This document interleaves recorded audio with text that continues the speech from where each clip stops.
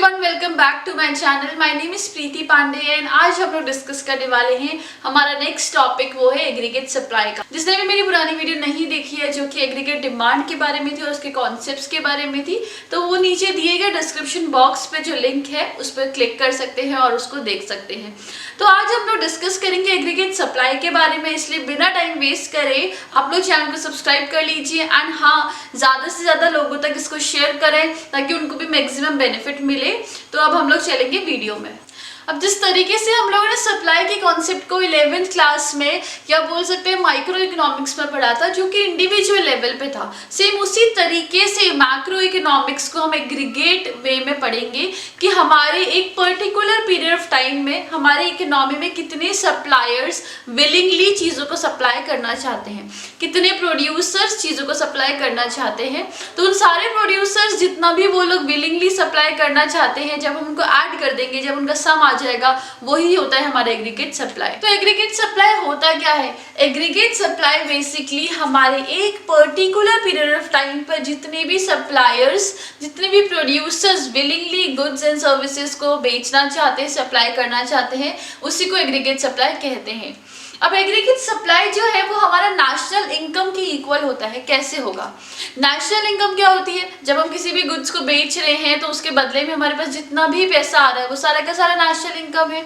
तो जो भी हम सप्लाई करेंगे उसी को तो बेचेंगे, तो उसी को जब बेचेंगे तो वो इनकम हमेशा हमारे नेशनल इनकम के इक्वल नहीं होगी।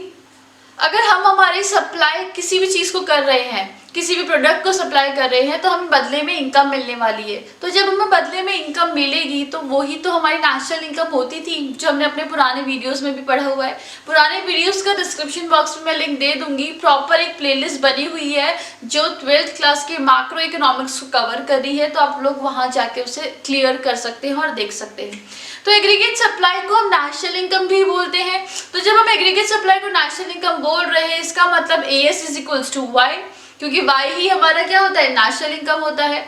तो जब AS इक्वल्स टू वाई हो गया तो अब हम लोग डिस्कस करेंगे कि इसके कंपोनेंट्स होते क्या है। अब जब हमारा एग्रीगेट सप्लाई नेशनल इनकम के इक्वल हो चुका है, इसका मतलब हमारी इनकम अब क्या क्या चीज़ों में यूज की जाती है उसको ही डिस्कस करेंगे। तो बहुत सिंपल है एग्रीगेट सप्लाई के कंपोनेंट्स को पढ़ना। अगर आपकी कोई भी इनकम होती है तो आप क्या करते हो? या तो आप उसको चीज़ों में खर्च कर देते हो अपना थोड़ा सा पैसा, या आप थोड़ा सा उसको सेव कर लेते हो। तो सेम एग्रीगेट सप्लाई के दो कंपोनेंट्स होंगे। तो एक तो होगी हमारी कंजम्पशन और दूसरा होगा हमारा सेविंग्स, क्योंकि हम थोड़ा सा कंज्यूम करते हैं और थोड़ा सा सेव करते हैं। तो एग्रीगेट सप्लाई के दो हमारे कंपोनेंट्स है, एक है हमारा कंजम्पशन जिसको हम C से डिनोट करते हैं और दूसरा है हमारा सेविंग्स जिसको हम S से डिनोट करते हैं। तो आइए डिस्कस कर लेते हैं हमारे एग्रीगेट सप्लाई के शेड्यूल को। तो एग्रीगेट सप्लाई के शेड्यूल में हम लोग बेसिकली इनकम लेंगे, बिकॉज इनकम के थ्रू ही हमारा कंजम्पशन और सेविंग्स होता है।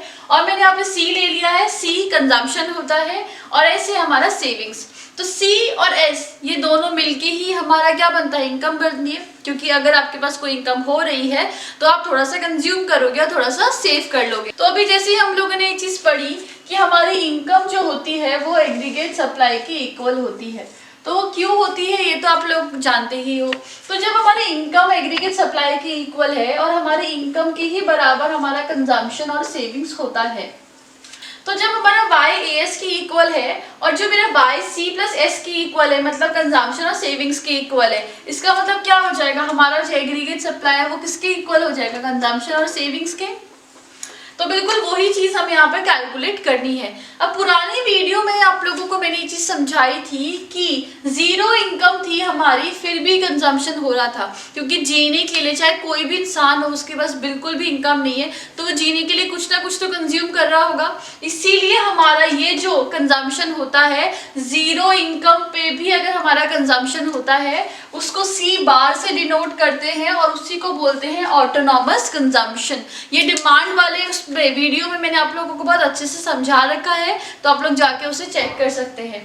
तो जब हमारा कंजम्पशन है 40 और हमारी इनकम है 0, इसी का तो पार्ट है। इसका मतलब क्या है? जब सारा मेरा इतना कुछ चले गया कंजम्पशन पे तो मेरा सेविंग्स इस टाइम पे तो -40 रहेगा। कुछ नहीं करना है, फॉर्मूले से ही कैलकुलेट करना है, C प्लस S का ही फॉर्मूला है। तो जब मेरा इनकम है, इनकम में मेरा क्या है? 120 रुपीज़ है।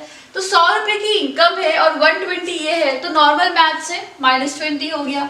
फिर जब मेरी इनकम 200 है और कंजम्पशन भी 200 है, इनकम 200 है और कंजम्पशन भी 200 है, तो सेविंग्स क्या हो जाएगी, 0 हो जाएगी, तो ये 0 हो गई। इनकम मेरी 300 है, कंजम्पशन 280 है, तो इनका डिफरेंस क्या हो जाएगा, 20 हो जाएगा। फिर 400 इनकम है और 360 कंजम्पशन है, तो हो जाएगा 40। फिर 500 की मेरी इनकम है और 440 का कंजम्पशन है, तो हो जाएगा 60। और उसी तरीके से लास्ट वाला भी है कि 600 की इनकम है, 520 का कंजम्पशन है, तो हमारी सेविंग्स हो जाएगी 80। तो ये नॉर्मल मैथ्स थी, कुछ नहीं किया था, इस फॉर्मूले से सॉल्व कर लिया था मैंने इसको, जहाँ पे मेरा S इज इक्वल्स टू क्या हो जाएगा, y माइनस कंजम्पशन।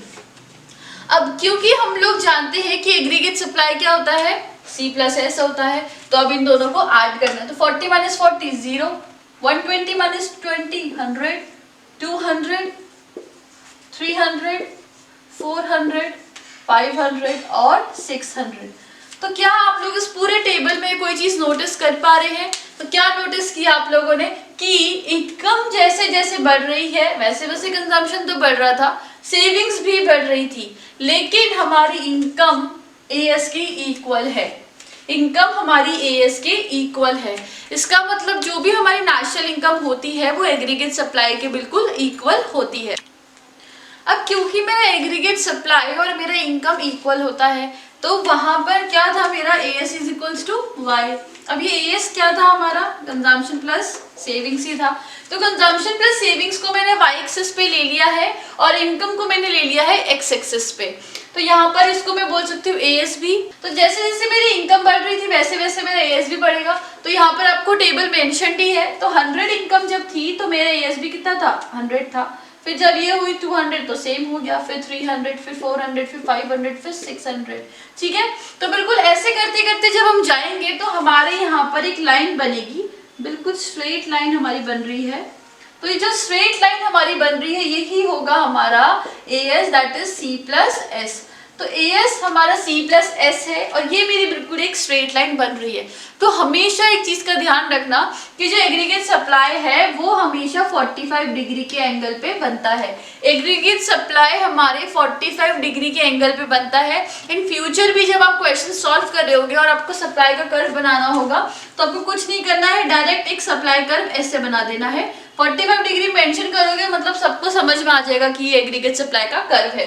तो आई गेस आप लोगों को ये जो ग्राफ है वो प्रॉपर्ली समझ में आ गया होगा। सबसे इंपॉर्टेंट चीज जो ध्यान रखने की है वो है कि 45 डिग्री के एंगल पे सप्लाई कर्व बनता है। तो कभी इन फ्यूचर कैलकुलेशन करने की जरूरत नहीं है, डायरेक्टली एक स्ट्रेट लाइन आप लोग बना सकते हो और 45 डिग्री वहां पर मेंशन कर सकते हो। तो इस वीडियो में बस इतना ही। Aggregate supply I guess concept clear हो चुका होगा। अब नेक्स्ट वीडियो में हम लोग समझेंगे कि कंजम्पशन फंक्शन क्या होता है, हमारी प्रोपेंसिटीज को और हमारी जो भी चीजें हैं कंजम्पशन से रिलेटेड उन सब चीजों को पढ़ेंगे। Thank you so much for watching this video. I guess आप लोगों को एग्रीगेट सप्लाई भी क्लियर हो चुका होगा। इस चैनल के साथ जुड़े रहने के लिए थैंक यू सो मच। इस वीडियो को ज्यादा से ज्यादा लोगों तक शेयर करें। अगर चैनल को सब्सक्राइब नहीं किया है तो उसको जरूर से सब्सक्राइब करें। अब मिलेंगे हमारे अगले वीडियो में।